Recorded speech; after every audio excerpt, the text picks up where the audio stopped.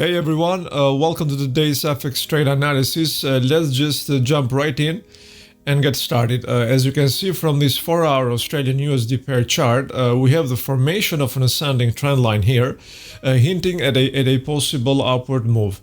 However, while this area may look interesting from a point of interest perspective, the question remains, will this ascendance be confirmed or will things shift back down? Obviously, we need more evidence to confirm this indication, which is why scaling to a lower time frame, 2 minutes in this case, should help. But before we do that, I'd like to note that trend lines are one of the most important tools used by traders in the market, obviously, to help them understand the overall direction of a security's price. By studying a specific trend line's reaction to support and resistance levels, traders can anticipate upcoming changes in order to capitalize on potential profit opportunities. Trend lines can also alert traders to previously undetected trends and draw attention to developing reversals in price directions. Furthermore, by using multiple trend lines that do overlap with different points on a chart, traders can further strengthen their analytical observations.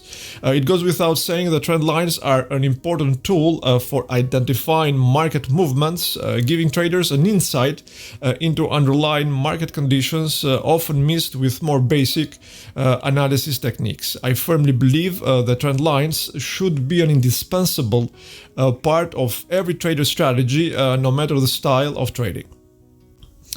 Alright, so let's get back now to our 2-minute time frame. This is essentially our range right here, which after printing this structural low, goes through a stop hand expedition before we see price reversing higher and retesting this resistance area. After this pullback, a higher low gets established. This is then followed by an upward movement, and since we are in an oversold environment here in relation obviously to our range, it is likely that the market players will seek out at this point higher prices as we move forward. And once more, trend lines are especially useful here when it comes to finding that potential high probability trade.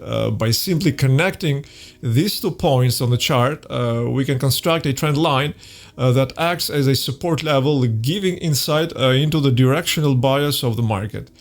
It should be noted that if you are a beginner, it is essential to understand how to draw a trend line. With just a few simple tips, you can be up and running in no time. Just make sure to start with the most recent swing low point and carefully draw a straight line, connecting any other extreme turning points nearby. You then do the same thing with the most recent swing high, and voila, there are your trend lines. So after this higher low here, we see the market go up in a pretty clear and concise way, and then all of a sudden we just rip higher, breaking structure via this powerful bar before filling this inefficiency zone. The price then, and as the chart shows, goes through a ranging period. Now, this whole move here, which judging by the trajectory of trend and price, looks like a sideways period with bullish tendencies. So this entire move here presents us with an ideal opportunity, in my view always, to take a long position. However, the price must be brought down into this area of imbalance first. If we don't balance it, then the trade is void. Obviously, a 5 pip stop loss should go right below this level, always if we retrace. And as you can see from the chart, we have price retracing and balancing this entire inefficiency zone via this bullish pin bar, which, as you know, represents rejection of lower prices, before surging to the upside, taking us all the way to this 25 pip price target. So again, guys, this whole trading action here gave us a good idea about what we should be focusing on when deciding whether or not to take such a trade. In other words, through contextual market framing, we were able to effectively analyze price action and identify at the same time potential entry areas based on various technical confluences. By doing this, we were able to analyze the market and make informed and logical predictions about where it could go. Alright guys, that should do it for today. If this video resonated with you, please do make sure to like and subscribe to the channel. I would really appreciate it. Thanks again, and until next time.